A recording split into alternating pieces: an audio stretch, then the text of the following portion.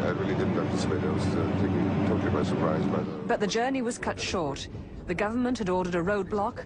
They viewed this excursion as a political step and not one made by a tourist.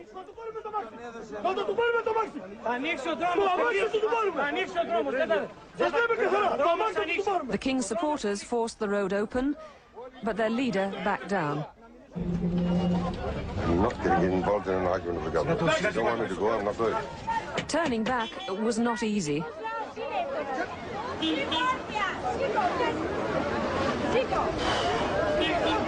At the next village, a government official boarded the bus to explain that the king would be expelled if he didn't stick to a holiday agenda.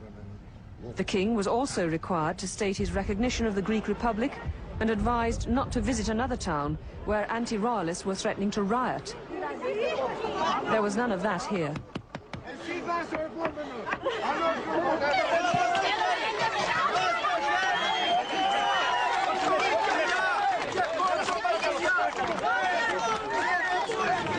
Right up, don't hold back in any way whatsoever. You can see in their eyes there how they feel.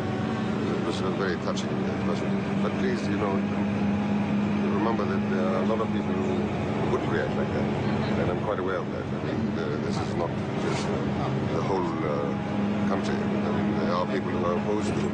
It was enough to rattle the current powers. The government was forced to negotiate.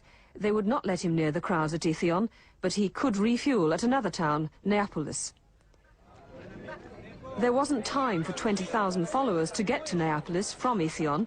Only a few hundred came to meet him. But once again, the king was carried away on a wave of support.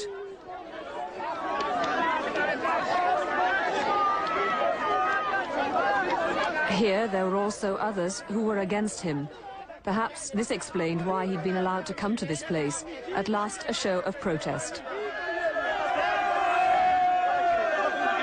Here they charged him with meddling in politics, of causing the instability which led to the dictatorship. So who were the winners and losers in all this? The government had kept him away from the masses, but used extreme measures which attracted worldwide attention. The king had let down thousands of people by not going to Itheon, but he'd still made it onto the mainland.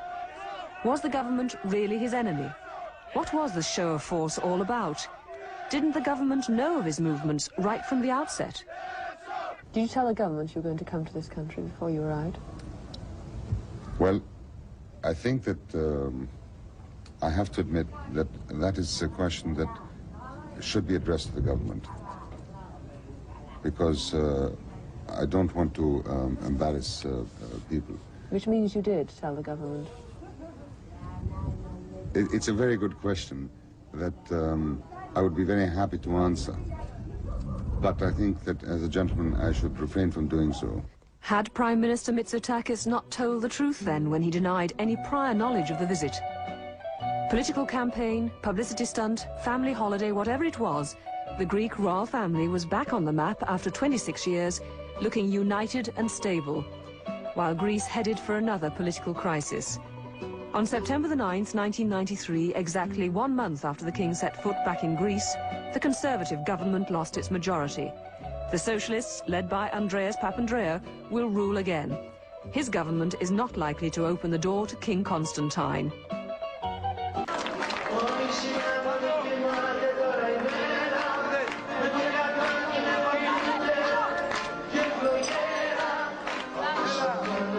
Later that night, with the help of a drink, Prince Pavlos began proving just how Greek he really was.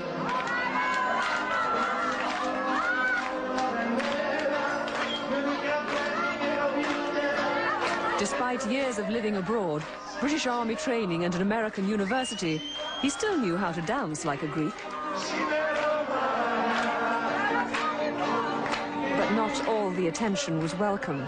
The Coast Guards were keeping watch.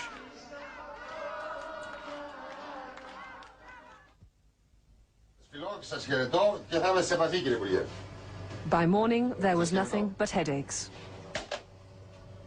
The government had lost patience. In view of the king's defiance, there would be stronger measures.